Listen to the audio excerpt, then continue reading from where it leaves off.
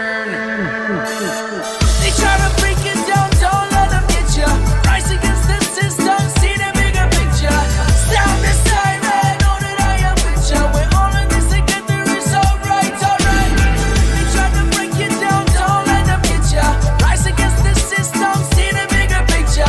Sound the siren, know that I am with you. We're all in this together, it's alright, alright.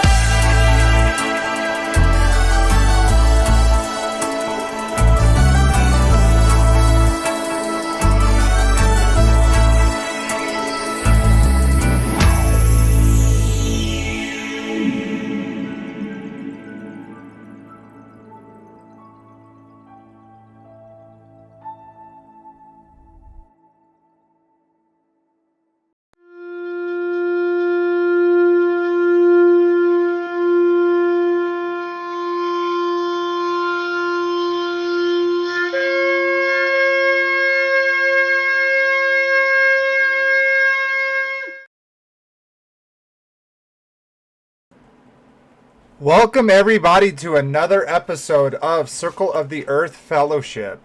Hope y'all have been well. We've been doing well. We took last week off for Thanksgiving, so hopefully everyone enjoyed their time with their families. But we're getting back into it, and tonight we're going to be talking about satellites. Forever falling, apparently. I almost wanted to change it after I wrote it to forever failing. But I thought maybe people wouldn't get it. But anyways, welcome everybody to another episode. Like we always do, we're going to go ahead and say hello to those who joined us on the panel tonight. And then we will get into the topic after some brief housekeeping. So I hope you're excited. So without further ado, Marsha, welcome, sister. Good to see you. Welcome, Vader. Thank you, Vader. Anyway, good to be here. Yep.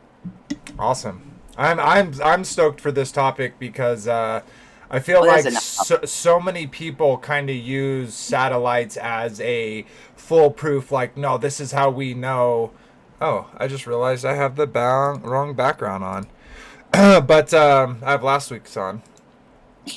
But, I do have a question on satellites. Okay. Satellite. Well, go ahead. Talk. What's your thoughts?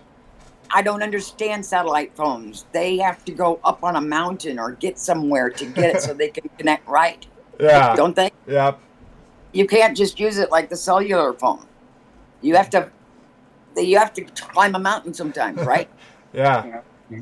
But they say I don't know. And you think with satellites, right? Like you would have even less issues because that stuff's beaming straight down, right? Yeah. Yeah, it's pretty silly. Go ahead. For the show, but... No, it's okay. All right, guys, I'm going to switch this off really quickly because I need to get rid of that and then I need to redo it because just bear with me. While I get this changed over, it'll take me just a moment. Oh, wrong button. Let's go here. Oh, you stopped the stream. Oh, gosh. No. I didn't stop it, but it didn't change it. Like, I literally saved it, and then when I added it back, it didn't change it for whatever reason. So, whatever. I got it fixed. Let's jump back over. So, well, welcome, sister, and we have tons of videos and tons of stuff to share. Unfortunately, Kyle, Atheal Creations, will not be here today. They are, him and his wife are spending some time together in Colorado. And I'm not sure about Frankie B. Hope he is doing well. But doesn't look like he's going to be joining us tonight either. But we got more than enough videos to show that everything will be all good. I hope they're both having a great time. Let's jump over to you, Robert. Welcome, brother. How you doing? Doing good, thank you. Another fun week at work. Putting out fires and keeping everything in line, and the cold. Yeah. I do not like the cold. Yeah. But we got to deal with it. So, I had a number of years back gonna have a DirecTV. Oh yeah. Satellite. do the satellite TV, Right. and they come out there with their little thing to look for Right. the satellite, but there's all these trees over here, Right. right? And Right. it's like, well, we can't get a good look at it, but if Beam we put a 50-foot pole on top of your house, we could put a dish up there. And I'm like, yeah, I'm gonna put um, a 50-foot pole with a dish on top of it on top of my house and my leave it to Beaverland neighborhood, right? No, the and dishes. like you said, all this open sky right Right. over here. Certainly, there's a satellite. I mean, Right. look, this one right here. Wait, there. This one right here. That one right there, which is right over my house. Yeah. Well, use that one. Yeah. Exactly. And remember, I'm actually going to show this picture later, but remember, those are all falling around the Earth at 17,000 miles an hour. Well, perpetually falling as they're also going around. So it's just a whole. It's the opposite of the airplane having to keep putting the nose down, otherwise it goes to space.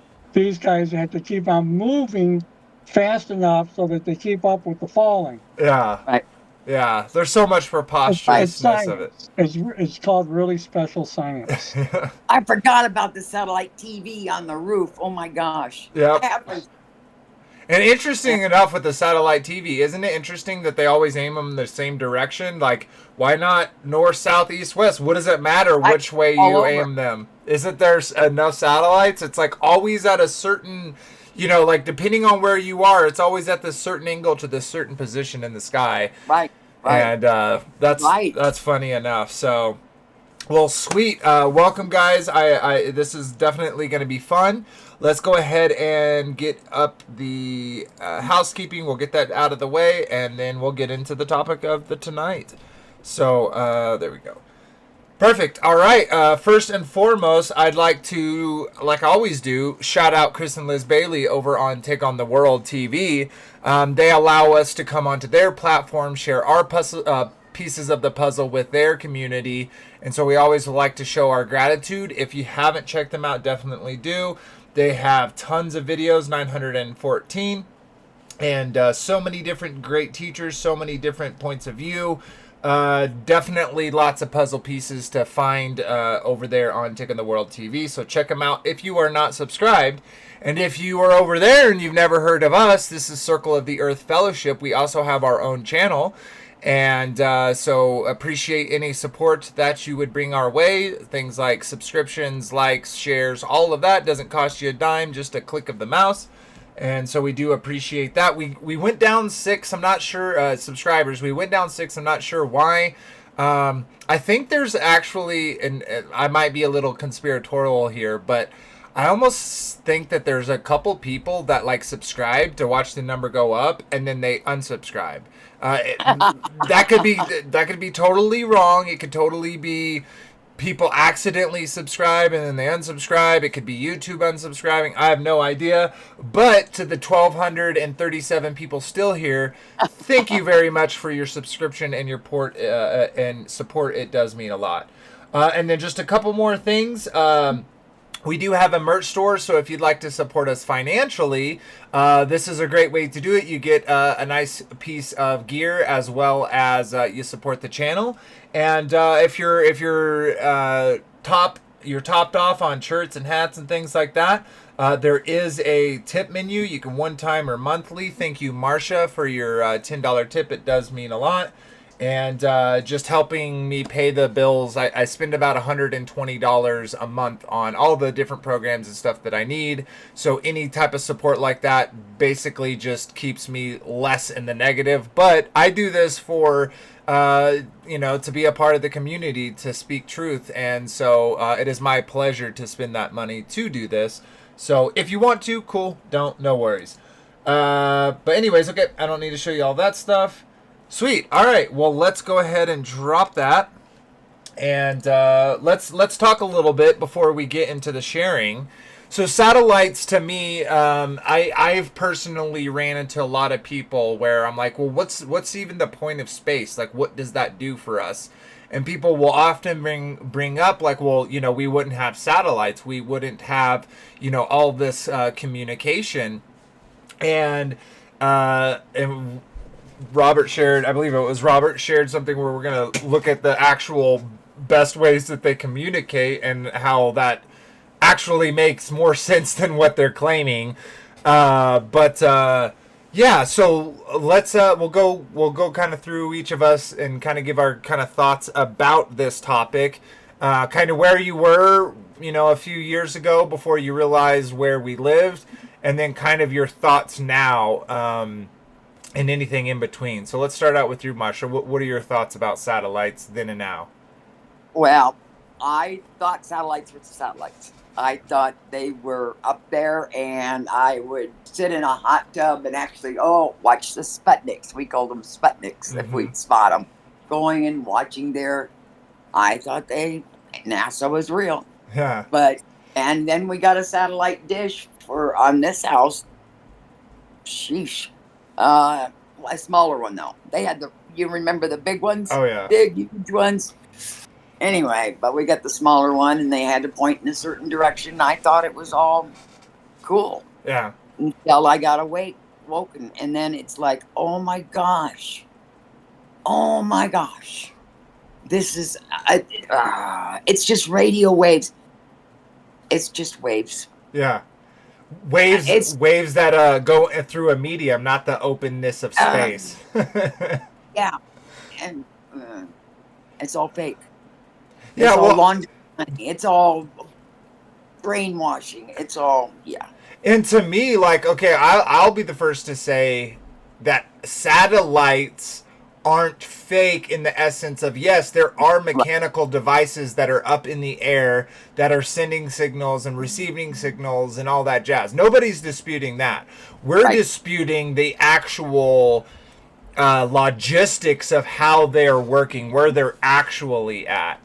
And and we obviously have lots of videos to kind of talk about that, and it's insane that how easily they can kind of bait and switch, right? Like they're like, oh, these are in space, even though it's illogical for so many reasons, and the cost of it alone is insane that they're doing these things. But yeah, we'll get more into that. Great thoughts there. What about you, Robert? Oh, what Martha said, ditto. Yeah. Yeah, go ahead. I mean, no, that's basically it, man. It's like we believed it. Since the Russians put up Sputnik and all these other things, watching these before I saw the enhanced video of the satellites being launched from the space shuttle. I saw the rather well animated selling point of the satellite being launched from the space shuttle, and the satellite being retrieved by the magnificent Canadian arm attached to the space shuttle to bring it in to do maintenance on it and put it back out there so it can continue doing its thing. Yeah, we believed it all. I was duped. I was duped. Yeah, there are lots of people that'll ask me about that. It's like, well, what about satellites? We got satellites out there. I know I got, but my friends got a satellite phone. Right. You're muted. It's just because, like, they say satellite phone, therefore it must be a object that's falling forever around the Earth. Yeah, you know what I mean? It's like this false equivalency where because it's called satellite, therefore it must mean that this thing is forever falling around the Earth. When it's like, no, that doesn't have to be the case. Just because they use the term satellite doesn't then. It's circular reasoning. Well, like, we know they're satellites because they're called satellites and they do the thing, and so It's so preposterous. One other thing I want to say to something Marcia said is seeing the satellites, right? Which, if you logically think about it, it doesn't make any sense. And this is why. Have you ever tried to get like your phone or a mirror and you get it in the sun and then you use it and you can get it in someone's eye? You know what I mean? Right. So think about how kind of hard that is to not, it's not super hard, but you okay, finally you get it in their eye. Okay, now the person's walking and you're trying to hold it in their eye. That gets that gets pretty hard, right? Well, now imagine that the person is walking 17,000 miles an hour, right? How impossible it would be to keep that light on their eyes. And the reason why I bring that up is because, right, satellites, when we see them, they say that light that we, excuse me, that light that we see is actually the reflection off the metal into our eyes.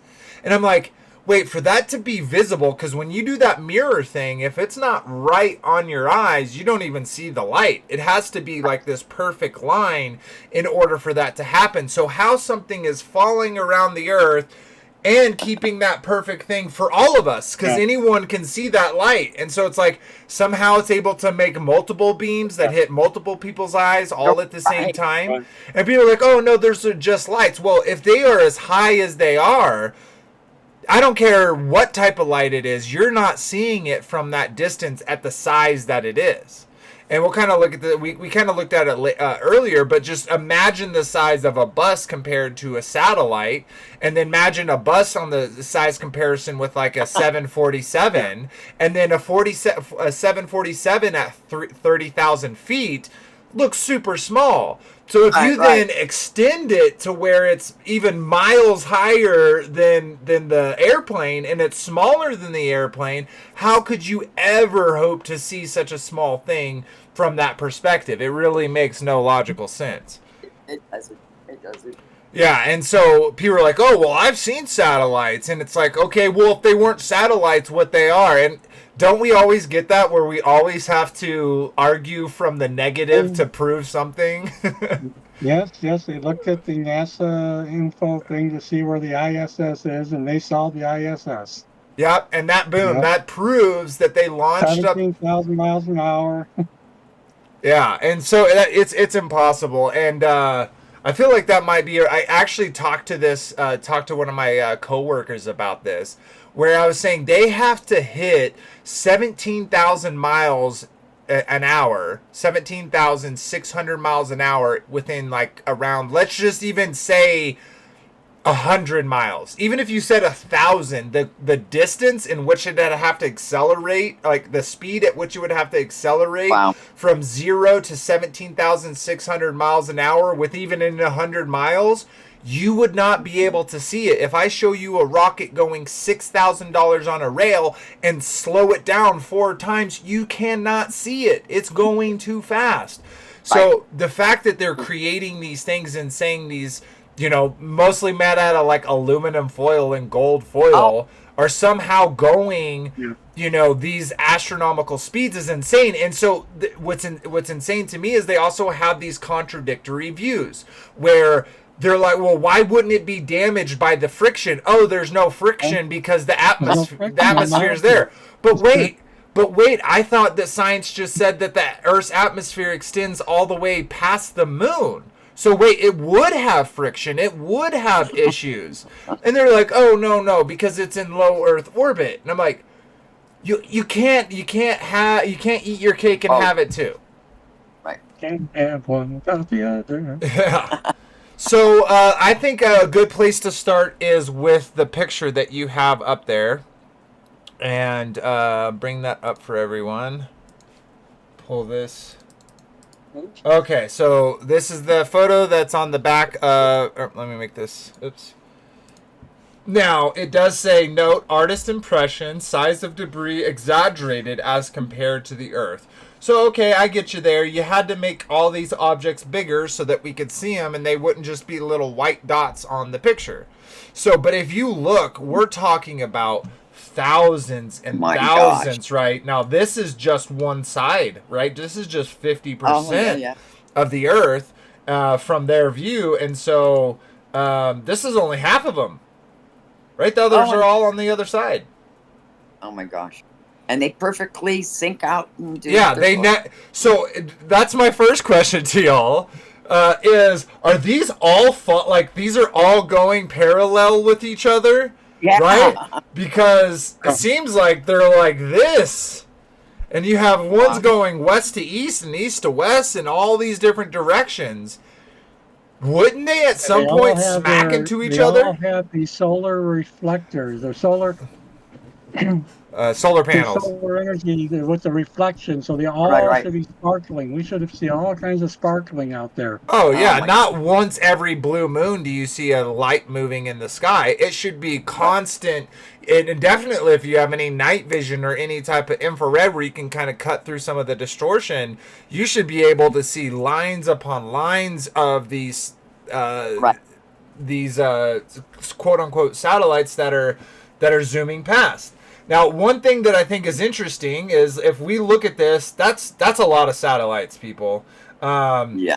I'm going to jump back, and it says, so this is our update to the satellites currently orbiting the Earth as at the 31st of March 2020.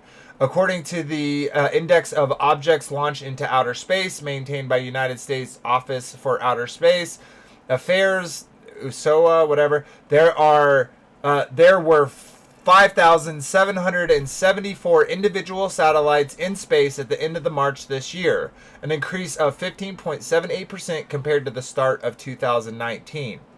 This is a significant increase in 15 months. Okay, so back to that picture. So many. So this makes me wonder, why not only are the satellites not seen from Earth, but why aren't they either seen from the ISS? Oh, yeah. Check this out. Oh.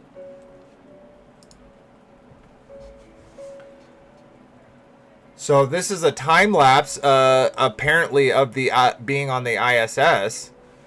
Isn't it interesting that that's just clear skies? No, nothing. You don't see a single anything.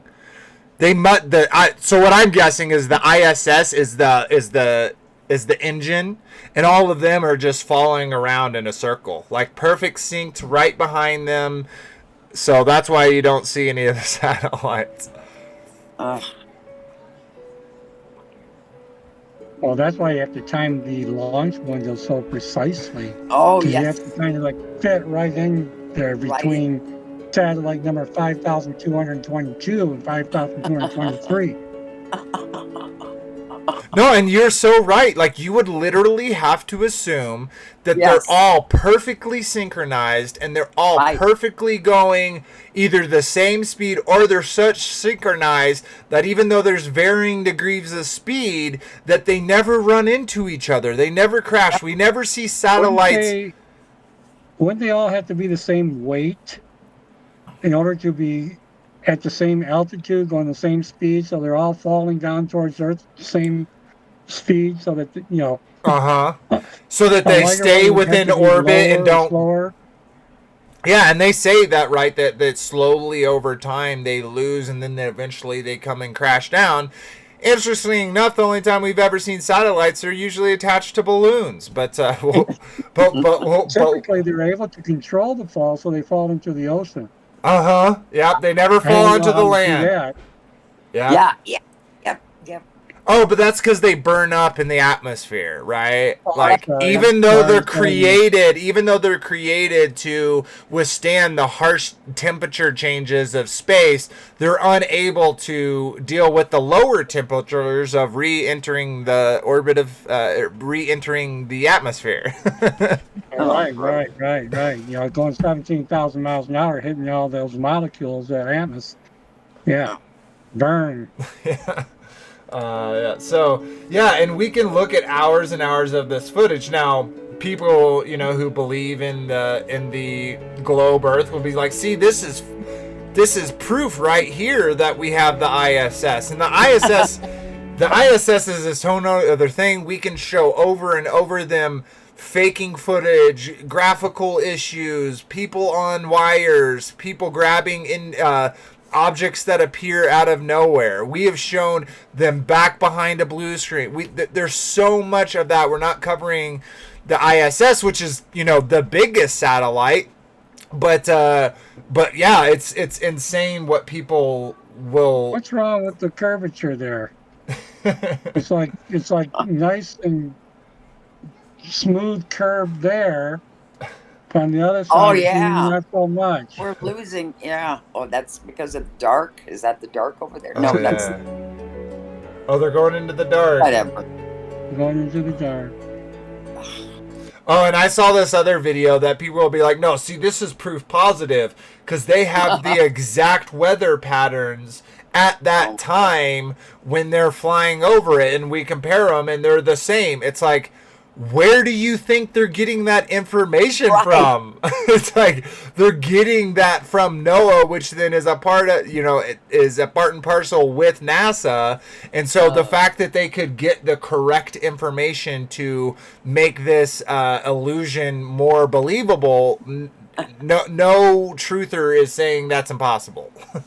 Is this video here, this from the magical gondola that has the blinds on the outside with the levers on the inside? Yeah. And you don't lose any gas, no gas pressure? Yeah, let's bring that up. We've shown that before, but I feel like that's a really good, that's with Smarter Every Day. So give me a second. I got to switch over to my account, so bear with me. Smarter Every Day. Yeah, it's the name of the... Okay, Smarter Every Day. ISS Gondola. I think I spelled that right. Looks like it's automatically loading as you... Oh my gosh, I just saw this. Did anyone else see this? All right, so I am a PhD. Okay, look at this. Is this a joke? Oh my gosh. Look at this. Is this a joke? Does anyone else see what I see? And I was just skimming through it. That's not even what I wanted to see, but I saw that. But oh my god. Okay, let me see. I want to see. Okay, maybe ISS. Let me just search that and see if we can get the Don Pettit video. Oh, here it is. Okay, let's listen to him right here. Okay, there it is. Yes. Operate a lid on the outside of the... Off the top of my head, but there's probably a plan. Watch your head. All right. Or something. Yeah, seals are O-ring type seals. Sure they have a plan. Yeah, but how maintain a pressure server or something? Yeah, it's from. Sorry, So we call it a shutter, and it protects the wind. Okay, so real quick, the thing that Guy's touching is not a mock-up, but like an additional of what we're looking at through here. This is the gondola that he's talking about that is supposedly in outer space right now, always battling the pressure, the negative pressure, the 10 to the negative 17 torr of pressure. But yeah, let's see. Windows for micrometeorites. Okay. The shutters are closed. The windows are protected. And also... Real quick, how do they know when micrometeorites are coming where they need to shut the windows? It's so dumb.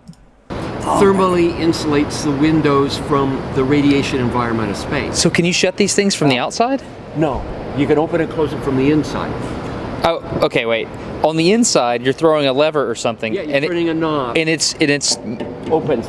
Yeah. on the outside. On the outside. How do you do that and maintain a pressure seal between them? O-ring type seals. No, you don't. With a rotating check. All our hatch seals are O-ring type seals. Yeah, but how... my It's brain's... up here. Let's go inside. We can see it. Okay. Watch your head. All right.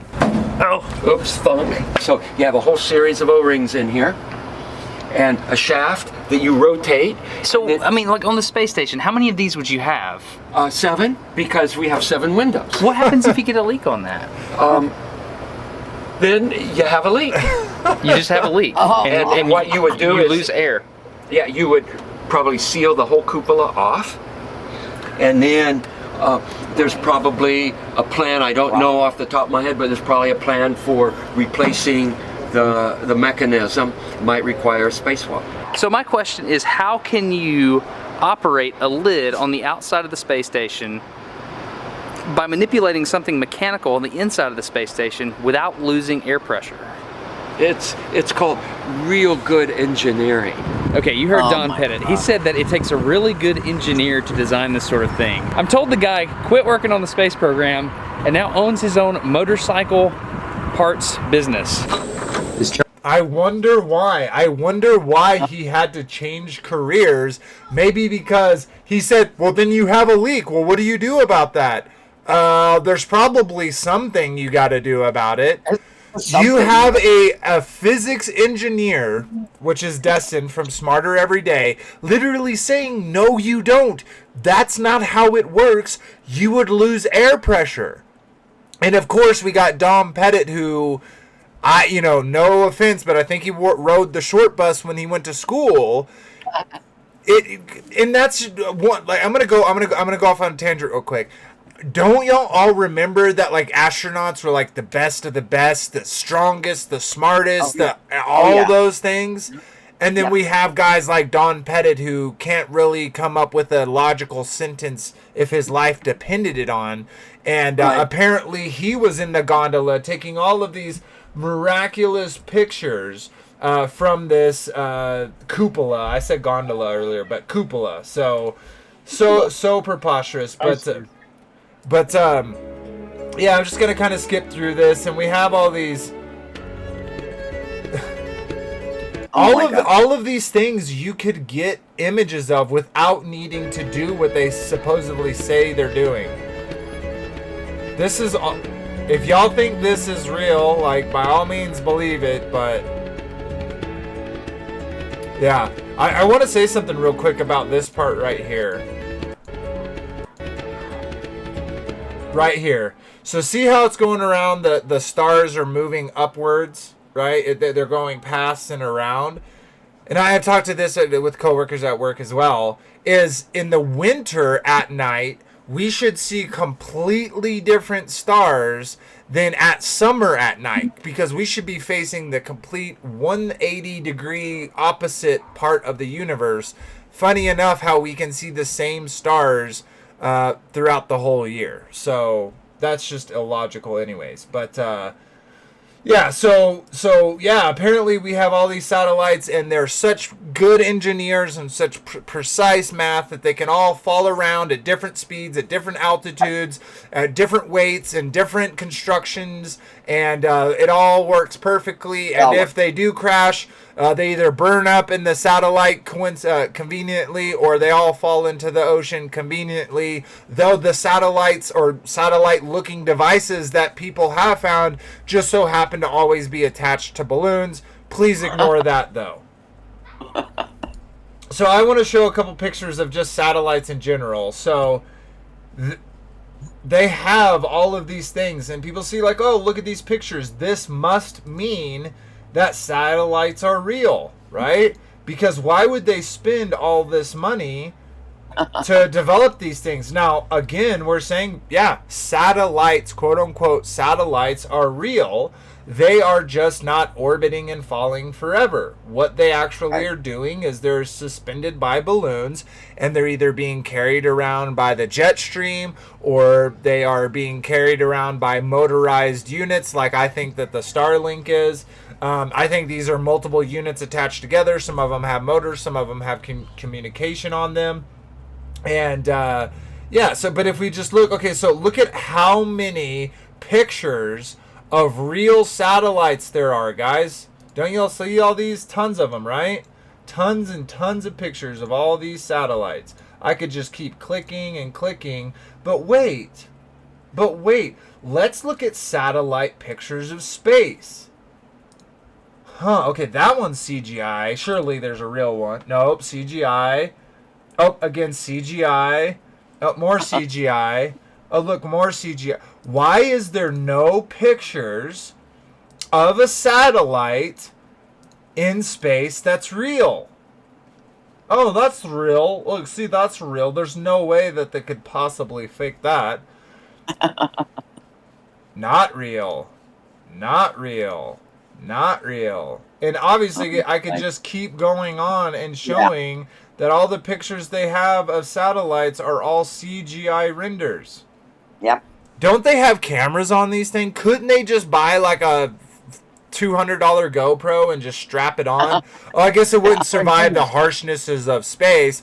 And I guess they can't make a camera that can take a picture of outer space unless you happen to be in low Earth orbit and you block out all the windows and make the appearance of the Earth. But yeah, it's interesting how many pictures they have of satellites, but they have none of real satellites. It's all CGI.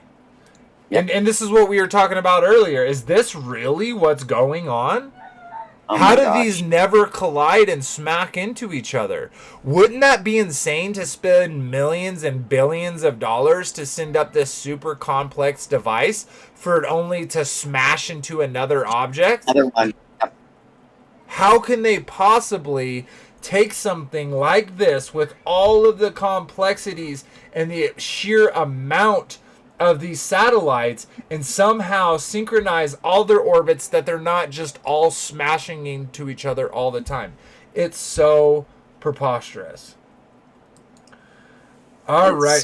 It's so insane. So, all right, let's watch.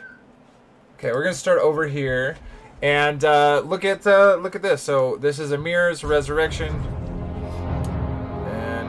This is on Vincent Fusco Q. Good evening, everyone. Let's check it out. I just wanted to do a really quick video on satellites. I have a lot of friends, a lot of people who believe that these actual satellites are floating around in space, floating around the Earth, orbiting the Earth. And of course, we all know what goes up must come down. But what most people don't know is there really truly are satellites, but they're carried by balloons. And if you do see a satellite in the sky, it's because it's being carried by a balloon. It's not a satellite that's just orbiting around the Earth by its own free will or remote control. That's a bunch of bull crap. Now, NASA even admits that themselves. Now, check this out. What about satellites? Did you know that NASA has hundreds of these satellite balloons up in the air right now? I never knew these NASA satellites existed before Flat Earth. Have you seen them? Google and many other companies have fleets of these balloons as well. Look up Project Loon. The fact NASA and its subsidiaries hardly discuss these so-called satellites was a huge proof for me because it evinces a deliberate effort to conceal the fact that space satellites don't exist. The whitewash of these balloon satellites is evidence that they are lying about space satellites. These high-altitude balloons can carry 8,000 pounds and include telescopes, radar equipment, communications equipment, internet, etc. Here's one that almost killed some people.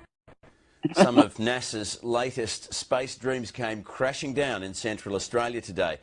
A giant helium balloon packed with expensive scientific instruments lost its moorings in high winds. As Anna Henderson reports, it cut a swathe through an airfield and sent onlookers running for their lives. As the giant helium balloon was launched into the air, its precious cargo became a high-speed projectile.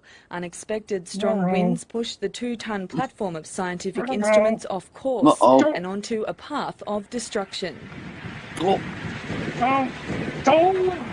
Justin Trotter's car was tipped over. He can be seen here running for his life. They started losing control of the payload. We started to move the cars and just barely made it out without getting smashed. The couple sitting inside their vehicle right next to his car can barely believe they survived. There was just lots of noise and we really thought we were gone. It was just an instance of chaos outside. We were expecting to be wiped out. While Justin Trotter was inspecting the damage, NASA scientists were picking up the pieces of years of work. It's not clear whether anything can be salvaged. Everybody is feeling very down about it. A quick look showed that there were bits that were in pretty good shape. But to be able to expect that to be put together within a month for another launch seems unlikely. The Glad Wrap thin, giant balloon came down in a Glad nearby Wrap. field and will be thrown away. The balloons are launched into the stratosphere carrying cutting-edge telescopes that help give astronomers and scientists a much clearer view of space. Organisers say they are relieved no one was hurt. We're very particular at the balloon launching station not to see this as a circus. You're muted. Why would view of space, huh? Yeah, why would you need to put satellites in the atmosphere to look through the atmosphere when you could just put them up in space and then you have nothing blocking your view? Right. So silly. So silly. All right, let's keep it chugging. And invite people to come and watch the launches simply because of the risk factor. One balloon was successfully launched earlier this month, Oh, the and risk NASA factor. is adamant it will have another ready for takeoff. I bet they literally did this to be like, oh, we need to keep people far away from these things because they might hurt people. Too much risk. Yeah. Shortly, but after today's events, spectators will be told to stay away. Anna Henderson, ABC News. Yeah, a bit of sci-fi hitting home for a Michigan couple when a satellite crash landed in their backyard, and their reaction? It's a car I Priceless. recognize. Never know what's going to happen. This baby fell out of the sky and landed in our yard. Nancy and Dan Welke, cool as cucumbers, discovering a satellite that had crash landed on their property, still blinking and still attached to a parachute. A parachute.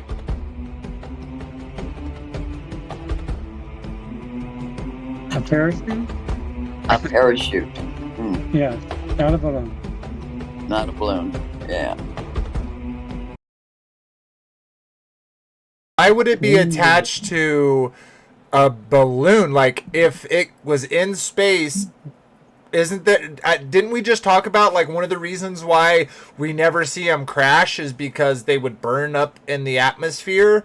But yet, somehow, this little thing was able to... Even the plastic and all was able to get back through the atmosphere and then deploy a balloon to fall in their yard. Makes total sense. I also have some... oceanfront property in Arizona. If you buy that, guys, I'll throw in a Golden Gate for free.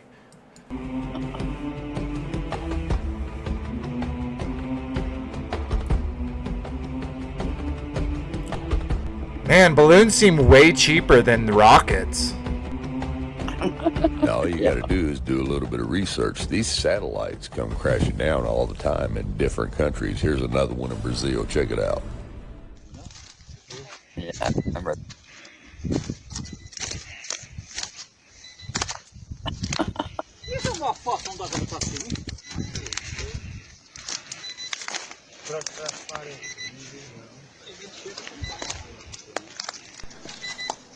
How did all that aluminum and plastic and paper, how did that survive the re-entry into Earth's atmosphere? I don't understand. These are lower level. They can make. Oh, okay. Grande essa porra, viu?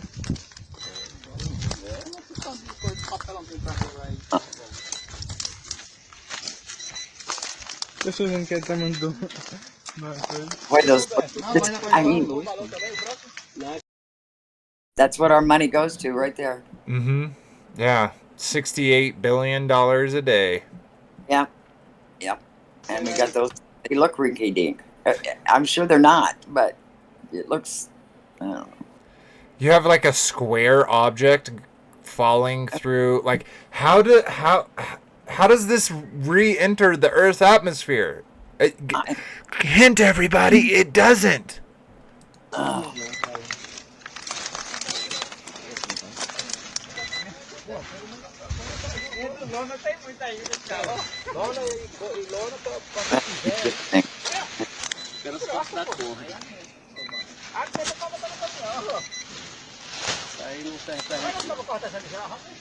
Alguém tem uma faca aí na cinta? Até falar esse bicho pra lá. Vamos porque ele tá lá.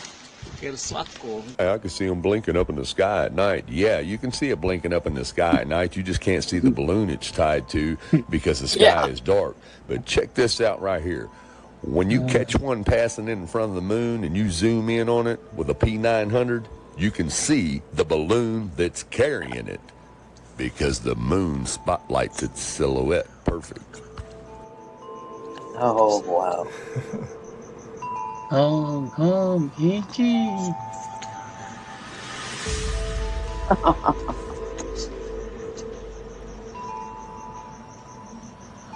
That's aliens. They don't sell the P900s or thousands anymore, do they? Yeah. Oh, they No. stopped selling them? I think Right. They, who got it? Who got a hold of them? who got a hold of NASA? Somebody like that? Yeah, who knows? But yeah, there's the. Here you go, guys. Oh wait, no, that's actually a satellite. Even though it's traveling 17,000 miles an hour, it just appears like it's not. float.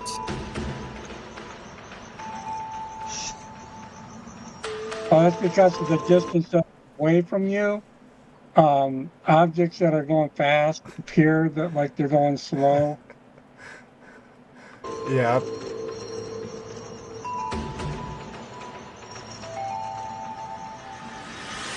Oh my goodness. Now, once it passes the light of the moon, like I said, you cannot see the balloon anymore due to the darkness of the sky. Now, if you'll go and Google how many satellites are orbiting Earth, it's going to tell you 10,019 active satellites. So what was it, 5,000 something? Yeah, so within 2 years, they doubled the number. 100% increase in satellites. Have y'all seen records of that many rocket launches? I don't remember 5,000 rocket launches happening between 2022 and now. Oh my God. It's in orbit in 2024. And here are the images that they give you of all these satellites that are supposedly orbiting the Earth. But yet, when we watch your bullcrap NASA spacewalks, we never see not one single satellite orbiting the so-called globe Earth from these spacewalks. Shouldn't there be literally tens of thousands of satellites going every which way? Hundreds at least. Oh, it's just that the ISS is so high that you wouldn't be able to see them, even though you can see them from all the way down there on Earth. So the ISS, which is closer to them, you can't see them, but on Earth, you can see them. Makes total logical sense. Of course. Check it out yourself. Look, where's all those thousands of satellites that are supposed to be up here orbiting? I don't see not a single one. Not one. Ugh.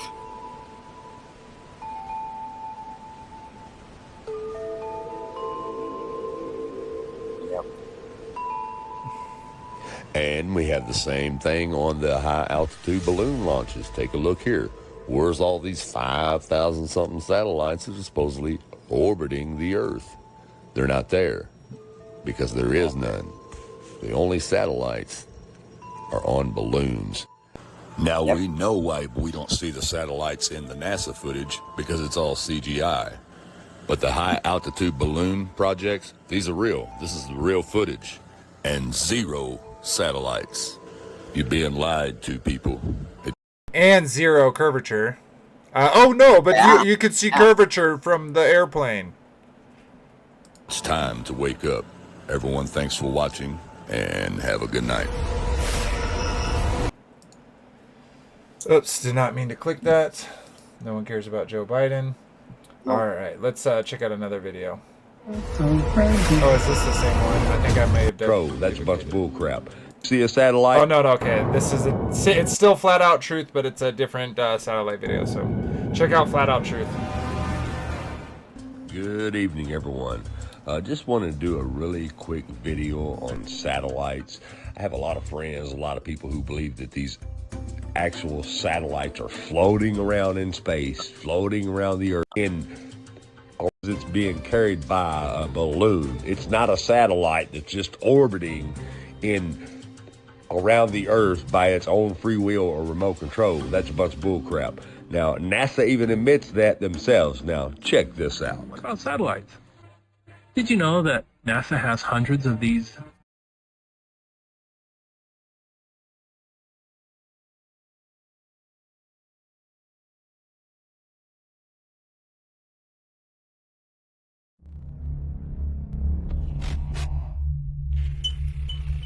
Allowing it to maintain its aerodynamic. Dumbass videos, explaining to you guys what Don Pettit, NASA astronaut and PhD, who talks about the tyranny of the rocket equation. I put this out, and he explains, I don't explain it to you, but he explains how it is dumb mass, meaning extra weight, material, and scientific instruments literally affects the entire performance of a particular rocket based on the amount of fuel it needs to have on board to do what it needs to do. But there's no way, I don't give a shit what type of physics, science that they're engaging in mathematics. There's no way they're sending something up in the sky on a rocket that weighs over a ton and allowing it to maintain its aerodynamic stability and remain control and stay in control where that rocket is not spinning out of control and basically exploding in the sky. So based on that hypothesis, I'm going to reveal this document to you guys to show you there ain't nothing in the fucking nose codes of those rockets. The entire satellite program worldwide, okay, worldwide is a balloon program. And it's been in existence longer than fucking rockets, period. And I'm going to show that to you. So, first document we're going to read. Here's the document. Just like I said, the title of it is telling in of itself. Space and Missile. Yeah, this guy uses weak words. Sorry about that, everyone. I get his anger in it, but I try to shy away from him. But this video is still very informative. So please excuse the language. Systems Center. Okay? Space and Missile Systems. Now, the term space, what does that mean? They have a general international presumption of where space begins. The U.S. Department of Defense classifies and categorizes space to begin at 80 kilometers. That's about 262,000 plus feet above the center surface of the Earth. That means the flat plane surface that we live on, you launch a rocket, boom, 262,000 plus feet above the surface of the Earth. That's US DOD standard. So according to the DOD, they got aircraft that could fly close to that, maybe half the distance. But the international standard is called what they call the Kármán line. Theodor von Kármán developed, him and a bunch of physicists and scientists from all over the world, including scientists from the United States, established in the 1940s that space actually begins at 100 kilometers. For those in the United States, that converts to 328,082 feet above the surface of the Earth, okay? That is where actual space begins. Now, what is space? We can have several definitions of what space is. We don't fucking know. They're still studying it as we speak. So space, definitely, that at that altitude, even at DOD standard, we got a serious lack of oxygen and all of the components and pressure and environments that are consistent on the surface plane of the Earth. Okay? So in space, you have limited to almost zero aerodynamic control, astronomic control. You need some sort of vehicle that has to travel at ultra high speeds, well beyond the speed of sound, which is 760 miles per hour. Okay? It has to be traveling at high speed, for it to maintain any sort of aerodynamic stability and function and control at those altitudes. So, Space and Missile Systems Center. This is an interview with Lieutenant Colonel Harold E. Mitchell for the Corona program. Now, let me dive about the Corona program. The Corona program, okay, The Corona program is still a top secret program. It was a YouTube, we're not talking about your beer bug. program launched by the National Reconnaissance Office in conjunction with the CIA. It's equipped with some very advanced optical equipment and photographic equipment to conduct mapping and reconnaissance intelligence gathering capabilities, okay? So I have that document pulled up here for you guys that we're gonna reference. We're gonna need that program. So this is a letter actually drafted August 21st, 1964 regarding a Corona mission. Now I need you to understand this. There were several Corona missions. So this is the importance behind proving that this satellite was never launched on a rocket. They had several missions. This satellite was put up on a gondola balloon. It did its thing for however many days or months, and then it was captured by a C-119 multi-engine turboprop U.S. Air Force cargo plane, specially outfitted to capture this thing to capture it using some sort of tailhook type of device, okay? So I'm not gonna read this entire document, but there's specific sections of this document we're going to address so I can prove to you guys that satellites are not floating around above 100, maybe 100, 200,000 feet. They are literally 10 to maybe 50,000 feet above the altitude where U2 optimal flight range is. So, and I'll show that to you as well. The technical specs for U2, they can go beyond 70,000 feet, okay? Beyond 70,000 feet. That's not their max operating altitude. They can go beyond that, okay? Now, the reason why I chose this document is for one simple reason. Although this activity occurred between 1954 and 1956, and Corona program is 1958 to 1962, the subject time frame involves about 20 years, 23 years. But look at the date of the interview, people. The date of the interview was October 1st of 2003. Now, what significance does that play? One, to me, it's fairly recent. Even though this is 2016, that's 13 years, okay? This document was recently declassified as an interview, but it's also interesting to note that it was conducted by the Space and Missile Systems Center.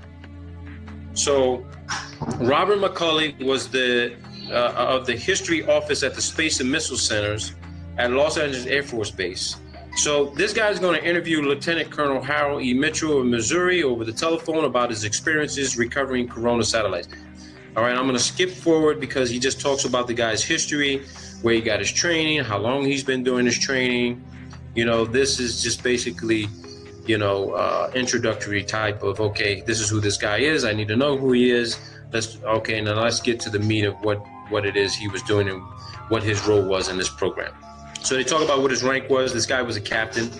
He was in charge in 1954. He was part of the Dragnet program, also known as the Genetrix program or Weapons System 119L came along. They were flying out of Charleston, South Carolina. That's where they were doing a lot of their training. They were flying a C-119. You saw a brief picture of what that looks like. It says, how did you conduct your training? They talk about how they were conducting their training. Again, a lot of this information, it's not insignificant, but it just adds to the narrative of, is he talking to the right guy? All right? All right. So here's some of the beginning meat of this interview. Macaulay asked Captain Mitchell, did you ever recover the Dragnet training capsules at night? Mitchell says, it's impossible to recover at night. The only time we flew at night was during our instrument training. We didn't fly our emergency training at night either. We did all of our training instrument flying 16 hours a day. We did that because time was of the essence. And if we didn't fly night missions, we'd never get all the training done to get people ready to go into the practice sessions, okay? Real quick before we go on, they said it's impossible to do it at night. Okay, now that was back in 2003. Maybe they've changed, but isn't it interesting? It's like, well, hopefully our satellites only fall during the day or we're screwed. And the point of this entire operation is pointless because we can only do it during the day. It's like, oh my God. All right, let's keep going. So let's go ahead in. Now, here's where he describes what the dragnet gondola looked like. What did a dragnet gondola look like? Well, we used similar parachutes except the Corona program or Discoverer program only used one chute, okay? We used 4 28-foot parachutes for a dragnet gondola, and they did all of the chute modification at the parachute shop. They would attach 4 parachutes, and these were not reinforced parachutes. They were just to lower the load, the gondola. You'd attach them to the gondola, and then from the middle of this, on a longer tether, you would have a smaller chute that we call the drogue chute. I think the drogue chute was 100 feet above the 4 descent chutes, and the drogue chute was reinforced. We could make our passes on that drogue chute. When they say they can make their passes on that drogue chute, you're looking at a 100-foot tether, and what would happen is that the drogue chute would deploy. You got a 100-foot of tether. The plane didn't need to come within a dangerous distance of the chute as the satellite was falling from the sky, and they'd have a hook at the back of the aircraft that would fly by and hook this chute. And once they hooked it, they start reeling it into the back of the aircraft. Here's some important data. The top of the gondola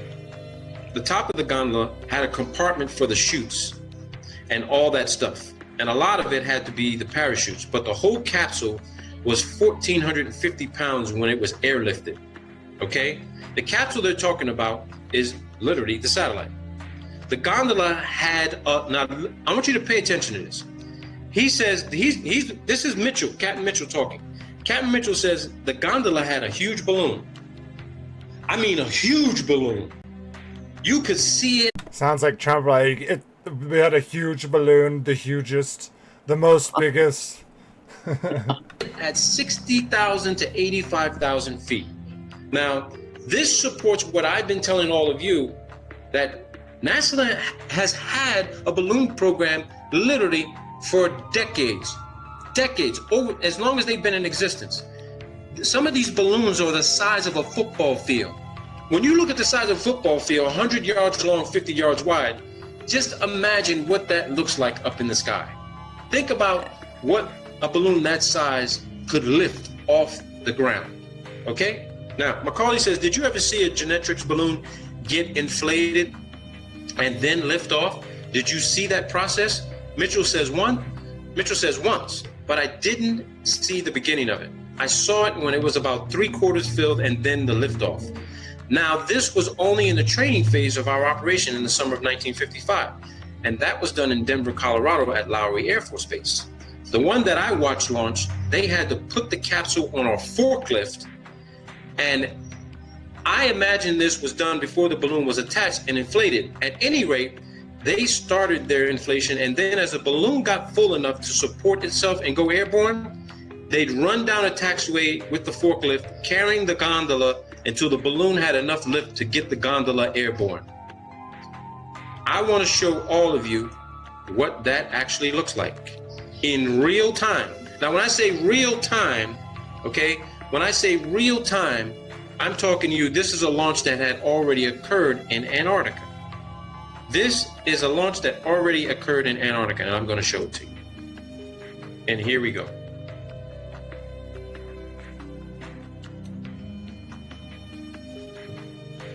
I just read this to you.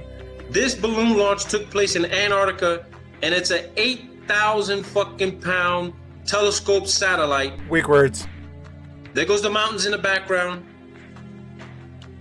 Here's a visual description of what I just read in that document.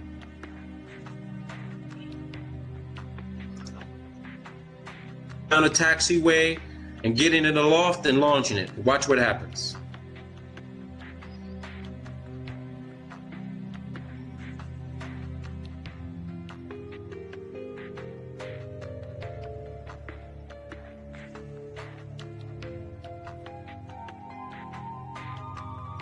If you like apples, How you like them fucking apples?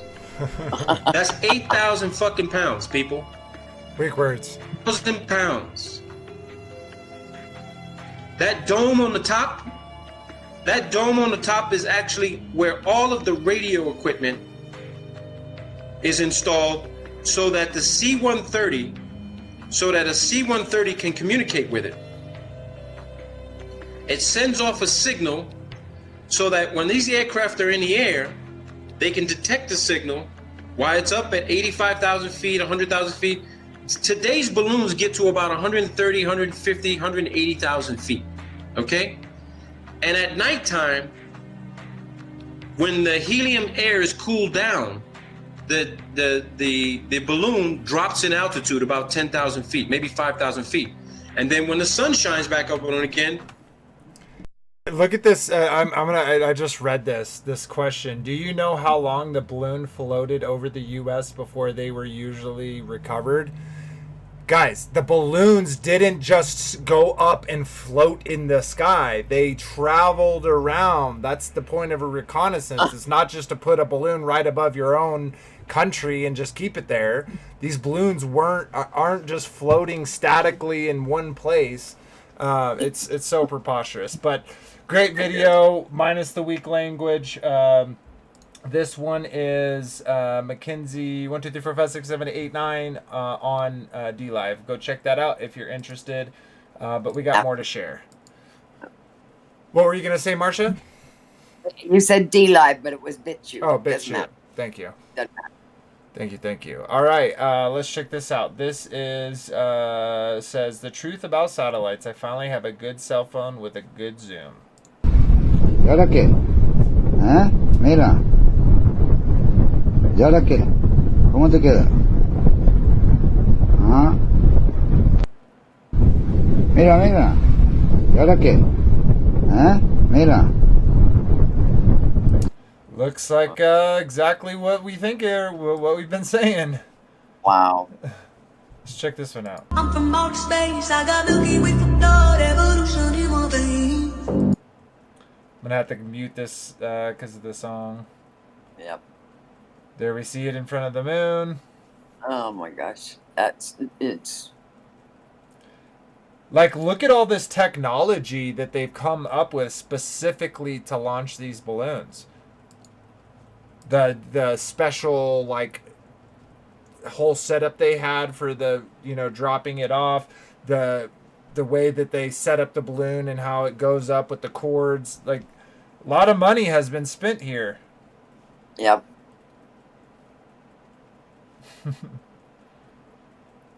Oh. Space satellite. Coffee cup caustic. Oh, how dare you.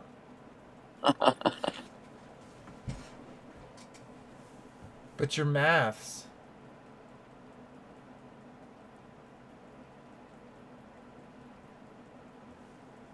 But see, yeah, there's a lot of imagery in there that itself disproves their whole silly notion. All right, satelloons indeed. One comes crashing down on your squad. Many crashed satellites have been reported the world over, and the one thing they all have in common is giant helium balloons attached to them. Of course, satellite technology is real. We get our weather information, communication equipment, and even some internet service from them.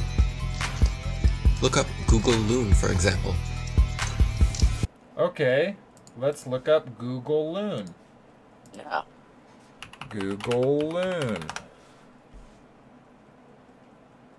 Loon, LLC.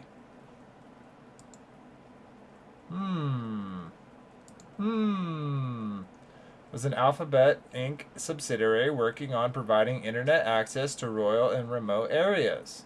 The company used high-altitude balloons in the stratosphere. Again, if all you have to do is launch it into the stratosphere on a balloon, what's the point of rockets? What's the point of spending all of this money to put this small payload in space if all you have to do is attach it to a really big balloon? Weird. So let's keep going with the video though. Satellites if they could, it's that they don't physically exist, nor does the globe. They have been sending these up one at a time since it all began. I will allow them to explain it. And he got a patent on that in 1950. And those early balloons were so large, they didn't have any way to launch them, except they actually launched them from aircraft carriers. Modern scientific ballooning was born. It was also the genesis for NASA's newly developed super pressure balloon. The reason for super pressure ballooning is they have absolutely stable altitude day, night, and it doesn't matter how cold the atmosphere is. They are sealed. So your shape is always the same, you always displace the same amount of air, and therefore you have the same amount of buoyancy all the time. This day-to-night altitude stability allows super pressure balloons and the sun. Hi, I'm Matt, and this is NASA Now. NASA's been using balloons for science research for over 30 years. The exploration that can be done on balloons is continuing to grow. The standard balloon that I fly is about 660 feet long when it's made. Oh my land. So when it's inflated, it's over 400 feet tall by 440 feet wide. Think of a dome stadium. That's how big my balloons are. So let me get this. I wonder why they don't. That's a pretty big surface area, right? Yeah. Why don't they like put Coca-Cola on there? Why don't they put all these advertisements, right? Like, what a great time to make some extra funds supporting these science endeavors. Oh, probably because they don't want people to know that they exist. Right. Why does it keep muting? It's so dumb. Lights on massive helium-filled balloons. As you should know, NASA is the largest consumer of helium in the world, for obvious reasons. But the issue with society is that they never critically think. Just think for a second here. If these are sent up to provide the world with all of the important information we need, and I'm sure the entire process is expensive and difficult to accomplish, then please explain to me what in the flat world do these pathetic animations do for you? Do they make you happy inside? Are they so super duper cool that you cannot see past the obvious CGI? The fact of the matter is everything NASA sends up on a balloon simply hovers above our motionless Earth. That is why they rarely speak about orbiting satellites, and of course, they never show footage. Here is some footage of a random evening with a man, the moon, and his Nikon P900. Notice anything floating up there? Forget it, Bart. It's so bright out you can't see anything in the sky except the Fox satellite. Another remarkable fact about NASA's balloon launches is that many are launched from Antarctica. Is it because we cannot travel past certain parallels to witness their launches with our own eyes? Duh, it's just because that you didn't see that one in Australia where it almost killed a whole bunch of people. So yeah, they do it in Antarctica where you're safe. It sure has been a while since the last guy. Greetings to you, my young friend. Our very distinguished guest for this evening is Admiral Richard E. Byrd. I must say that Admiral Byrd, our guest tonight, is not only our greatest living explorer, but he's been an inspiration to countless Americans. Admiral Byrd, is there any unexplored land left on this earth that might appeal to adventurous young Americans? Yes, there is. Strangely enough, there's left in the world today an area as big as the United States that's never been seen by a human being. And I think it's quite astonishing that there should be an area as big as that unexplored. But more important than that, it has to do with the future of the nation, those to come after us, or even during your lifetime. Because it happens to be an untouched reservoir of natural resources. Yeah, so of course Admiral Byrd, there is stuff to be desired, but he at least says, to me at least, seemingly says some true things. All right, we got one more over on this side. Let's check this out.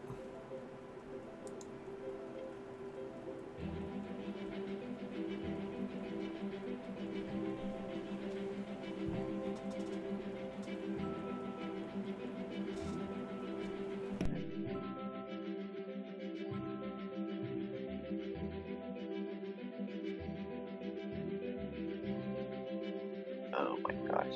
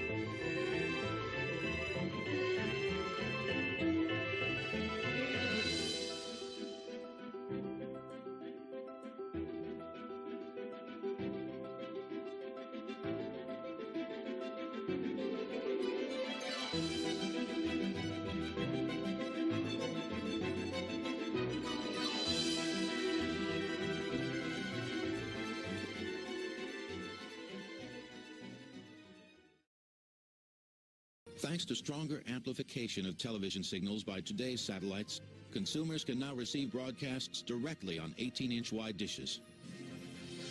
As improvements continue, these satellite receivers may become an integral part of most households, providing 400 channels of incoming television and data, as well as 1 channel of outgoing video. Communication satellites have transformed our world into a global village in less than 4 decades.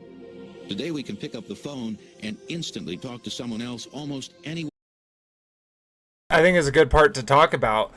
Yeah, we're not saying they don't provide any communication at all. And interestingly enough, I think that the number is about 80% of communication is done via underwater cables. And recently in the news, I saw that they had people who, like some state espionage, that were trying to get into these and kind of hack into them, cut open them, and start stealing some of the data that's coming through. And and so why have all of these underwater cables if all we need is satellites? Doesn't satellites make way more sense if we can get that information anywhere, and we don't have to lay these insane amount of cables and all the equipment necessary to do that? It's so ridiculous. Where on the planet, or turn on our televisions and watch foreign and domestic events unfold before our eyes. International faxing, high-speed modems, and email using phone lines and satellites also allow businesses, researchers, and ordinary people to transmit data around the globe in a matter of seconds. Real-time worldwide communications was something that didn't exist before the 1960s and the communication satellite revolution. That has changed our whole way of life. Our whole society, our economy, is built upon those capabilities. Yeah, then why do they need all of these cables?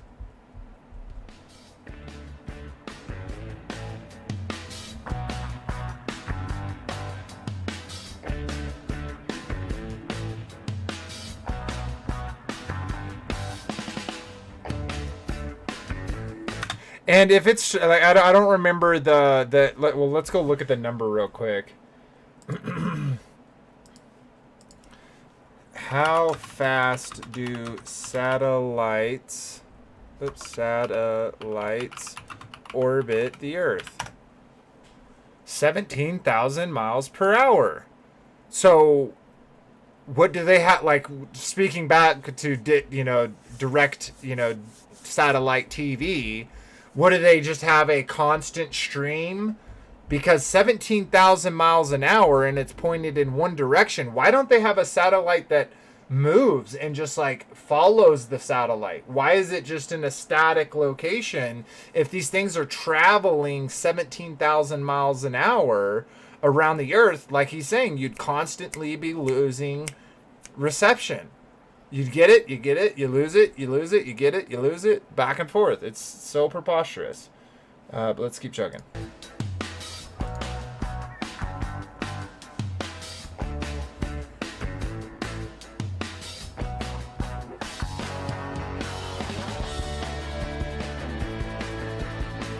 Sweet spot snipers.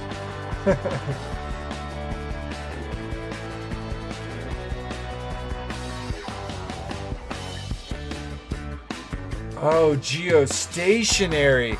Oh, so that's why. It's not actually, it's perfectly spinning. Wait, I thought they travel at 17,000 miles an hour. In order for it to be a geostationary orbit, it would have to be literally just traveling 1,000 miles an hour, 36 at the equator. Pretty interesting.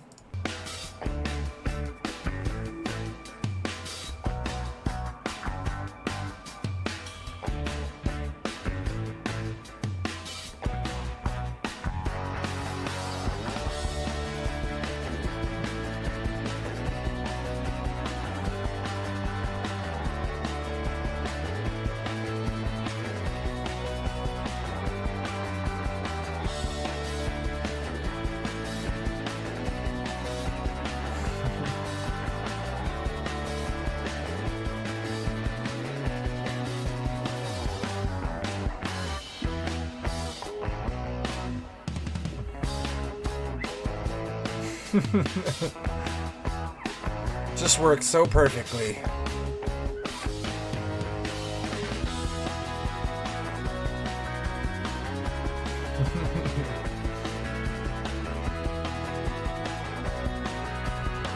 Isn't that funny though? Like they're making such a good point here, because we're traveling around the sun. The sun is traveling through the galaxy. Yet somehow, even though we're the Earth is traveling at 6,000 or 66,600 miles an hour, the satellites only need to travel at 17,000 miles an hour to stay with the Earth, but not with the rest of the solar system. I think that math checks out.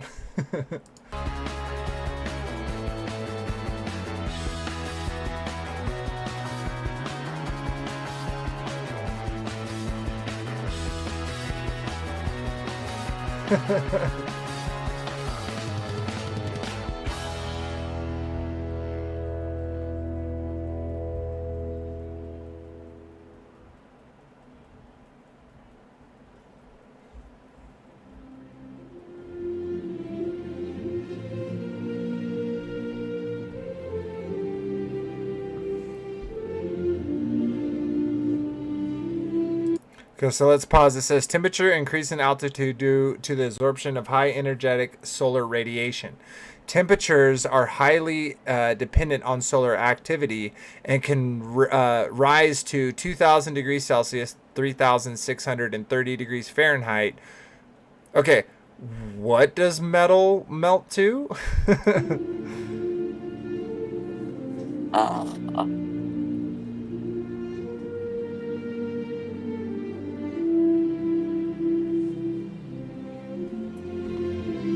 So you mean to tell me that the melting point of all these metals is lower than the highest temperature? No, nothing to see here.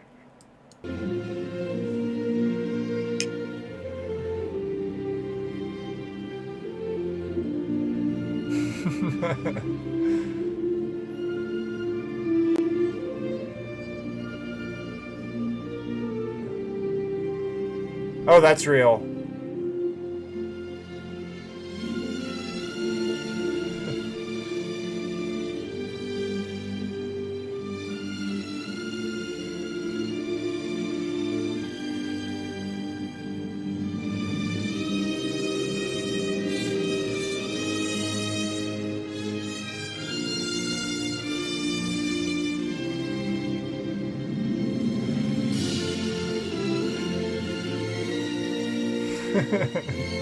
I love the music they selected, like how epic this is. Look at this CGI. Oh my god.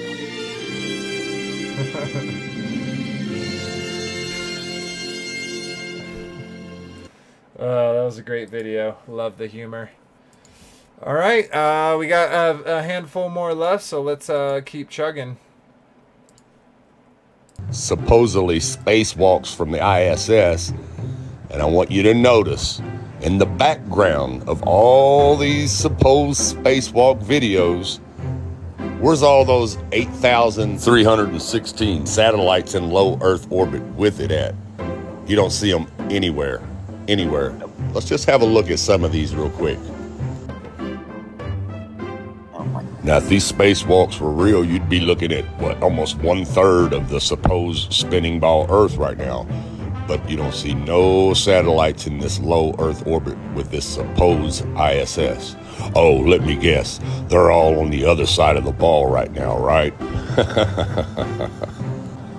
You can keep watching, but you're never going to find one in any of these NASA videos. And I'm just showing you a few. You could go on their website and look at all of them. Look at this right here. Where's all those satellites at? Notice no satellites, not a one floating around anywhere. But there's supposed to be 8,316 of them supposedly right here in this low Earth orbit with this ISS. But not a one, nowhere in sight. Now let's go to Google Earth, satellites in real time. And as you'll see here, they're telling us there's 13,000 satellites up here in real time, even giving you the names of them. Look at that, 13,000 satellites with all their names. Now check this out. Now if you go to NASA's supposed ISS 4K live stream, as you can see here, guess what? None. No satellites. Let me know when you spot one. You won't. You know why? Because this is CGI and there are no satellites in space. None. Nada. Zero. Zero.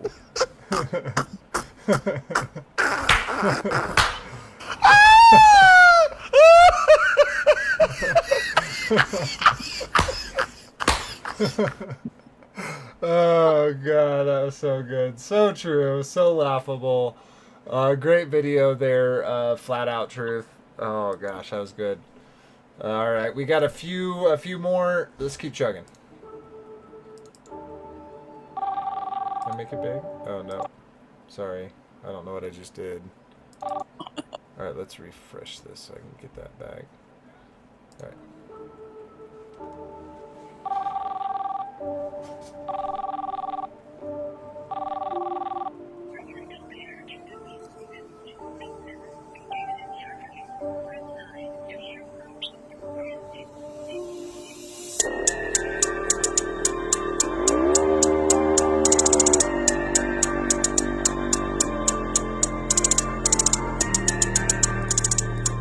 Sorry if it's really loud.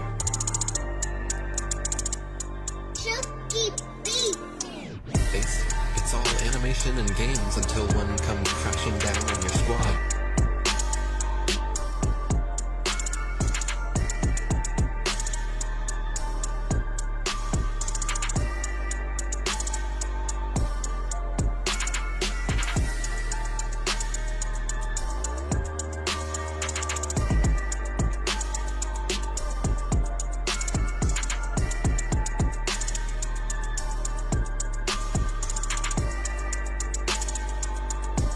Oh, I wish it was bigger.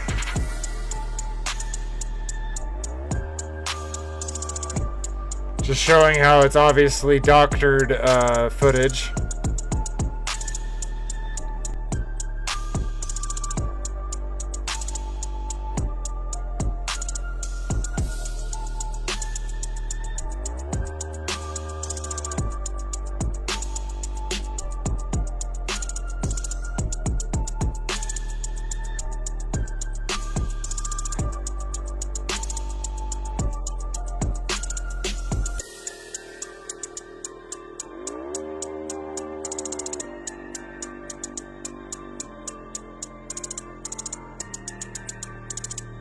Wanted to see what that said.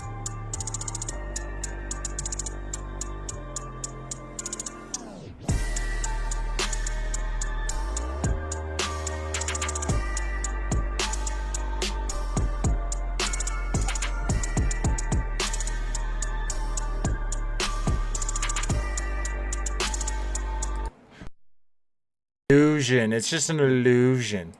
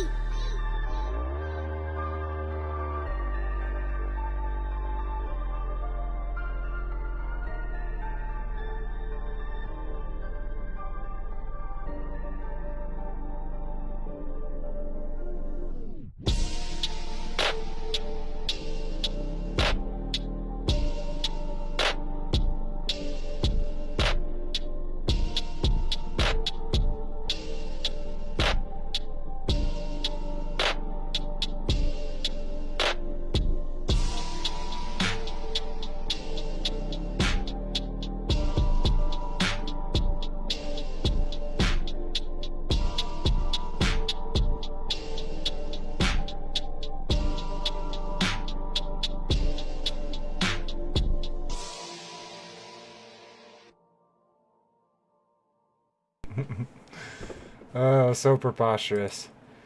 And so this we're gonna check out. So what's the point of satellites when you can just do when you could just lay cables? Yeah. Oh, this needs no sound. That's right. So yeah, look at the thousands. Like so much money has been put into these underwater cables. It's like nonstop. Says, is this a live stream about satellite orbits? Will you go over some of the satellites in high eccentric orbits like monotone orbits? Will you go over some of the satellites in highly eccentric orbits like Monea orbits? I'm not exactly sure what you're talking about. But why do you need satellites when you have all these cables? Why do you need all the satellites when you have balloons that do the exact same thing and cost significantly less? I don't know. Yeah, look at all these. They spent millions and billions of dollars to run these cables. That connects everything. Yeah. Why? Why would you, like the cables, they're not going anywhere. You don't have to worry about meteorites destroying them. You don't have to worry about their orbits colliding with each other. You don't have to worry about them blowing up or being destroyed when they're re-entering the atmosphere. None of that. So, why? All right. I always love this badge of honor here. This is from Dave Weiss from the Flat Earth, Sun, Moon, and Zodiac Clock app. But here, let's check this out. Inside the massive hangars at Moffett Federal Airfield, Google is attempting to do something that balloon experts deemed impossible: deliver high-speed internet access to the most remote corners of the globe. This is something that has never been asked of balloons before, to be reliable. So the first thing we did was took a router, flew it on a weather balloon up to 10 kilometers and see if you could still get a signal. We are just like a cell phone tower, but in the sky. Another way to think about it is if you drive down the highway on a phone call, you will switch between cell towers. And as one balloon goes overhead, another balloon comes in range, and you're switching between one balloon to another. The balloons today can cover 5,000 square kilometers on the ground. You can get 15 megabits per second to your phone. Or if you have a little MiFi device, you can get 40 megabits per second from the balloon. I remember when we were building balloons and they would go up and pop and come back down. We do a lot of different tests with balloons built in different ways. They might be a different shape, they might have an extra feature, we might change the dimension of a feature and try and figure out what works and what doesn't. Our longest lasting balloon was up for 173 days until we brought it down. Now we've gotten to the point where most of the balloons will last over 100 days. This balloon has a constant volume, and there is helium in it. We haven't. I have a question for you, Astro Kate. How is radio waves traveling through the emptiness of space? I'd like to know that. Yeah. There's no, like, we know that radio waves, work in the air because there's a medium for it to travel through. What are the radio waves traveling through in space? Interesting. Another balloon inside the balloon that we fill with air. Yes. That's what happens. And the balloon is going to go down. It's easy to steer the balloon. You go up, use this wind, then go down, use this wind, and go up.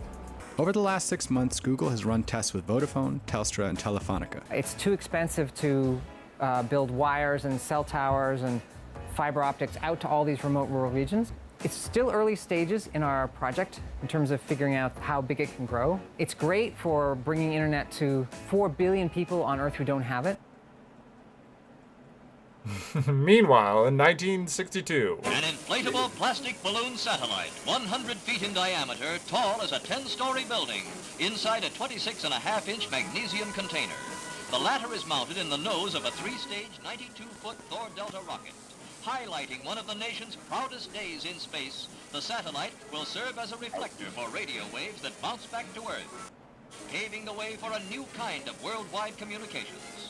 The rocket at Cape Canaveral carries the balloon and 30 pounds of powder, which will turn to gas and inflate it at a height above 1,000 miles. At 5:40 a.m., the launching.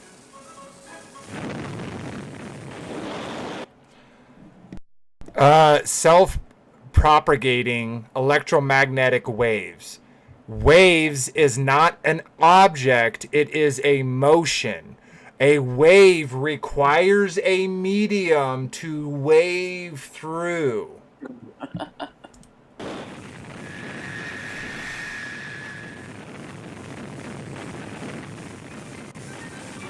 Then the tense moments while the rocket goes through the separation of the stages. It is only the second launching for the Thor Delta. It is living up to the expectations of the space experts who say it functions almost perfectly.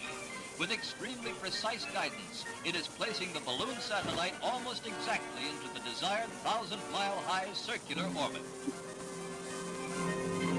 You know it's real when they're when the footage is this pristine. Yeah. 33 minutes after launching. 33 minutes after launching, the balloon is released and inflated by the powder inside, which turns from a solid into gas under the sun's temperature. The big balloon, visible like a bright star, quickly bounces a recorded message by President Eisenhower between stations in California and New Jersey. And here in Washington, the chief executive listens to his own voice as it sounded when bounced from the orbiting satellite. It is a great personal satisfaction to participate in this first experiment in communication involving the use of the satellite balloon. This is one more significant step in the United States program of space research and exploration. Oh, God.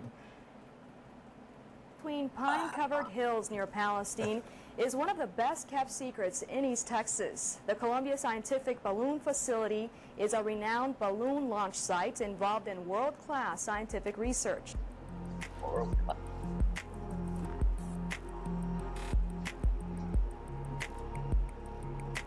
The data that we get, the scientists... What's insane is they literally call these satellites, and then when we say, look, satellites are just on balloons, they're like, no, that's not what a satellite is. A satellite is orbiting in space. It's like, okay, well, why are their own people calling it satellites then? Please explain. Yeah. So preposterous. Get rather, is used all around the globe.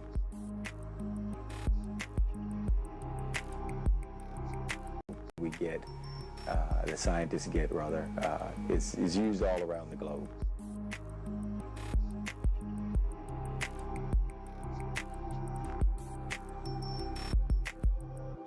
The National Scientific Balloon Facility was moved to Palestine in 1963.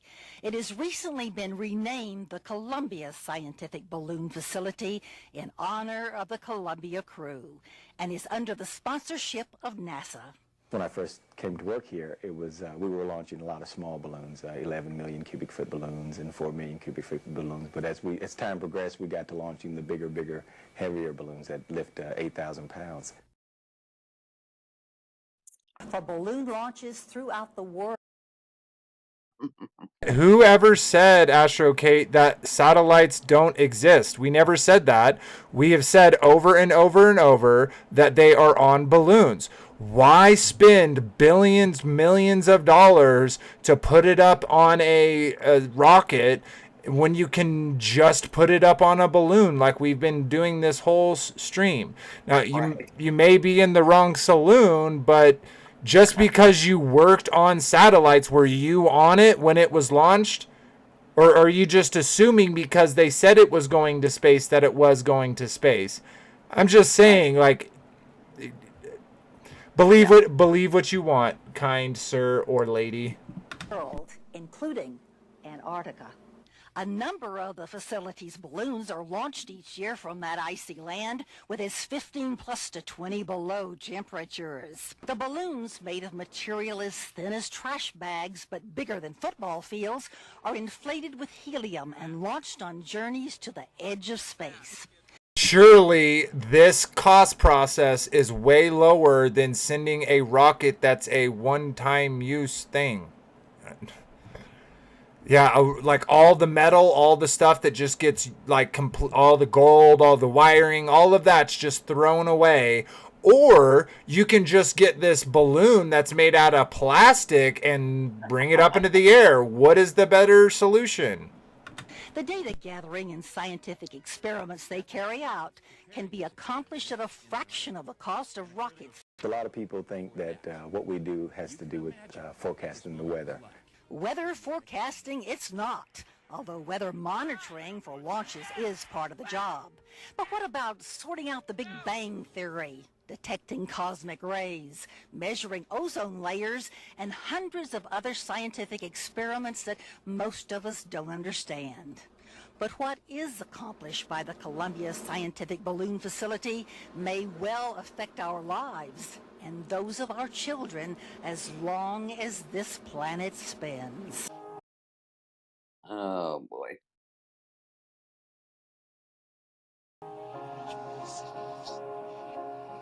Yep.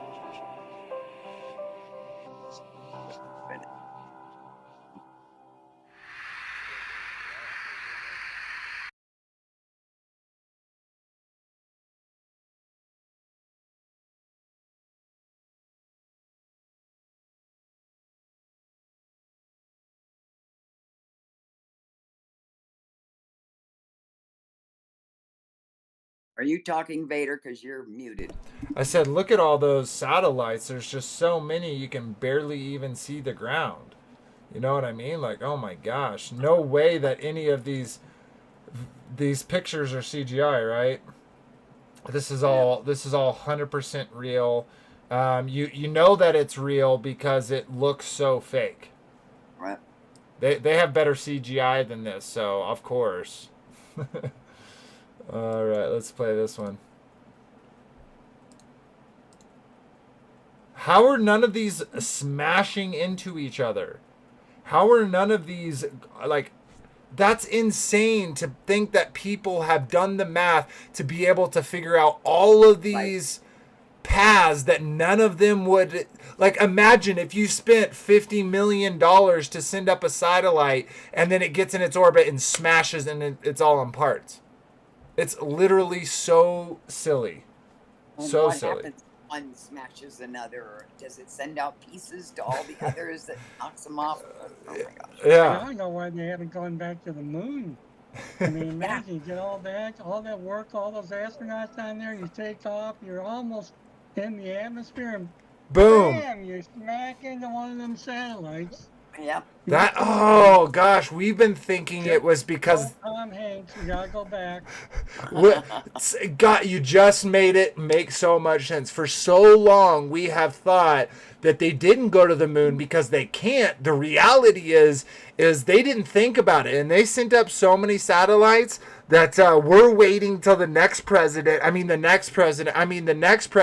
for that perfect hole in the satellites to appear that we could just perfectly glide out without one of them touching the rocket. Makes total sense. It does. Okay, we'll end with this, but let's play a little bit of this. We're not going to play the whole thing. Definitely check out Westplay's music and oops, and Uncommon Ground. I did not mean to click that button.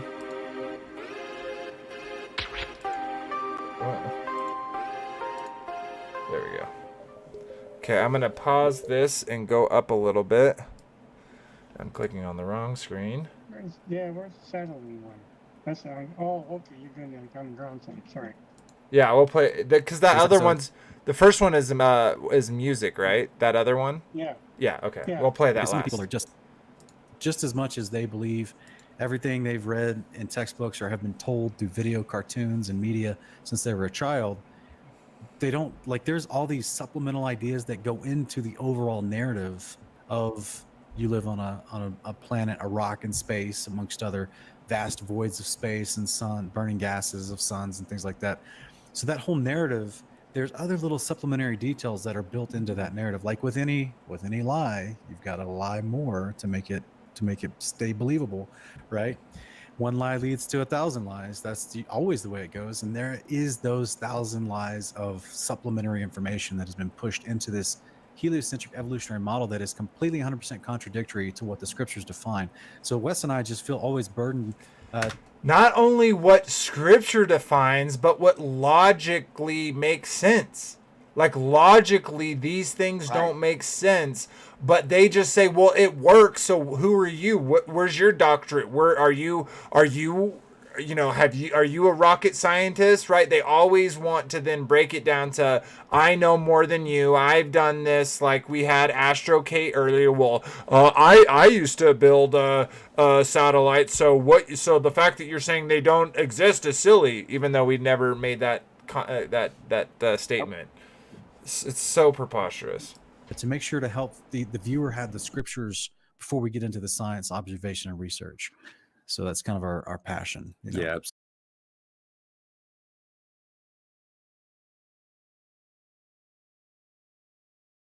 Oh, you're muted, Vader. Great video. Go check it out over at West Blaze Music. Tyler threw a link there. Appreciate it, sir.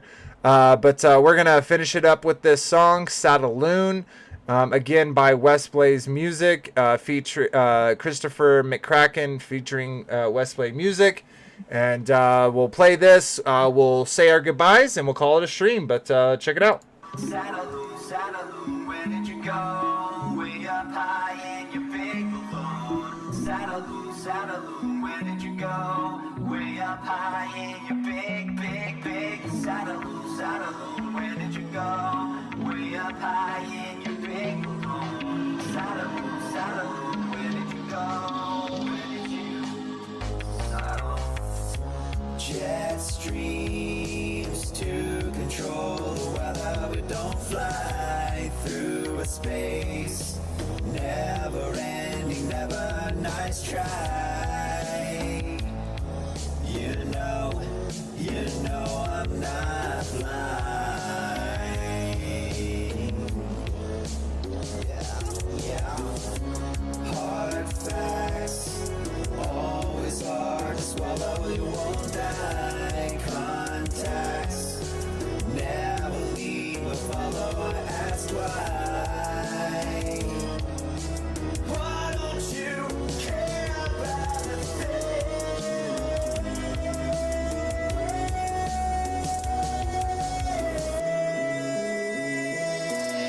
I never pin you eyes, want to accept the lie. Gravity's just a dream, a globe is paradise to see. The earth is just not spinning. We can see the sun and moon heavily aligned. Perfect symmetry, a flight of paradise to see. The stars are all that's spinning. Yes, satellites are fake. Yes, satellites are fake. Yes, satellites are fake. Yes, satellites are fake. Yes, satellites are fake. Yes, satellites are fake. Yes, satellites are fake. Yes, satellites are Put my fake. pen up in position as I contemplate the proper stanza. I pray Hosanna, the Father give me the proper grammar. The population indoctrinated, it's off the handle. Politician puppets paid to propagate the propaganda. It's complicated, they obfuscated the truth, and they dominated and confiscated the proof, and they carbon dated and formulated, and poof, it's a worldwide world lie catered to the youth, but we blindly all believed in that big bang boom. Ooh, then we odd that we evolved from baboons, caught up by the claims of killer clowns with balloons, with audacity to actually say they went to the moon. So me and my platoon all immune to the foolery, too many consumed by the doctrine of delusory, doomed by the dupery. By the time they hit puberty, I tell them about the kingdom though at every opportunity. Saddaloon, Saddaloon, where did you go? Way up high in your big balloon. Saddaloon, Saddaloon, where did you go? Way up high in your big, big, big. Saddaloon, Saddaloon, where did you go? Way up high in your big balloon. Saddaloon, Saddaloon, where did you go? Where did you? Saddaloon, Saddaloon, Saddaloon, where did you go? Way up high in your big balloon. Saddaloon, Saddaloon. Where did you go? Way up high in your big, big, big Saddaloon, Sataloon, featuring Vader Bear.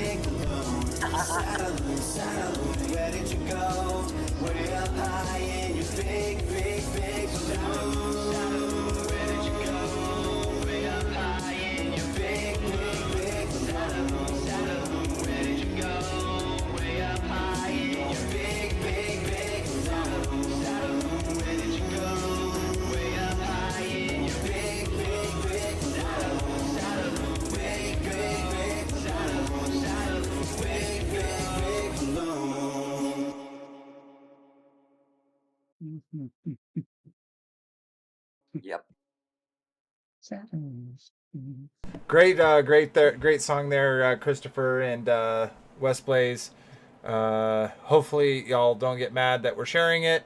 But yeah, and it's one of those things, right, where it's like the preponderance of evidence. We've talked about many different things when it comes to the globe Earth and the fallacies that are attached to it. And here is another one. Why do they have to do balloons? Why do they have to do all these other things if satellites just work? But we watched that video earlier and it literally said what goes up must come down, unless you're a satellite, and then you can just fall, forever falling. It's just forever falling, and they never have to update it. They never have to do anything. It just works perfectly. And how many, I've seen how many movies where it shows a satellite being able to zoom down into someone's bag or to see their license plate, or they say, oh, what about that satellite from the 1970s? We could use that to stop this, global, threat that's happening. And so we've seen it over and over and over and through the entertainment. Yet when we bring up the discrepancies, of course, we're just crazy, right? Because we believe satellites are fake as described. And no, we know Sataloons exist because they show us launching them over and over and over. You can see all the technology and research and development that they've put throughout the years to get to the point to where they are now, where up to 2020 they had 5,000, but then in 4 years they were able to double that number into it, so please explain to me why we don't see 5,000 rocket launches, but we have videos over and over of Sataloons being launched. Please tell me why we have thousands of images of the Sataloons, the satellites being produced. We see the actual physical object, tons of those, but when it comes to seeing those same objects within space, within orbit, nope, sorry, you can't have those because they don't have the sophistication to put a camera on them.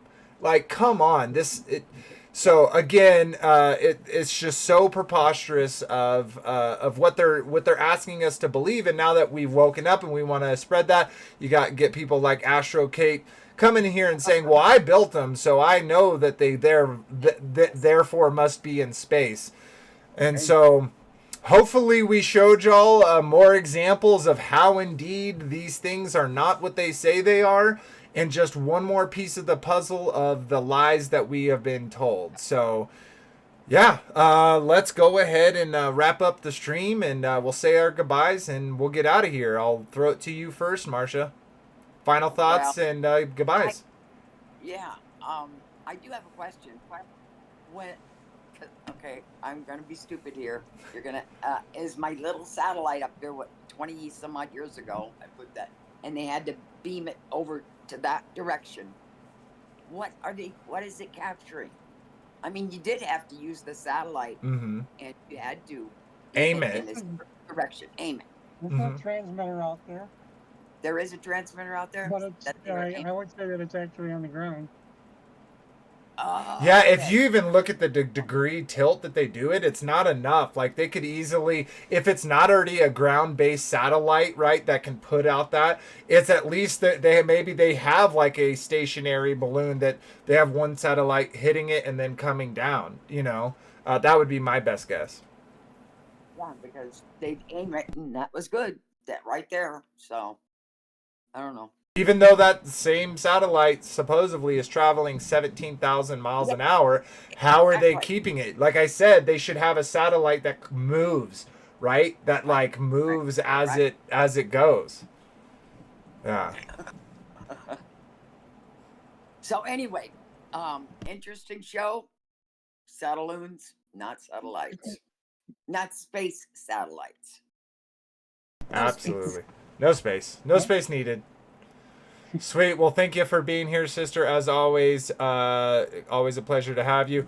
I do want to mention really quick, without getting in too much detail, all of those, please have prayers for Marcia. She got some bad-ish news, as much as you can trust the news givers.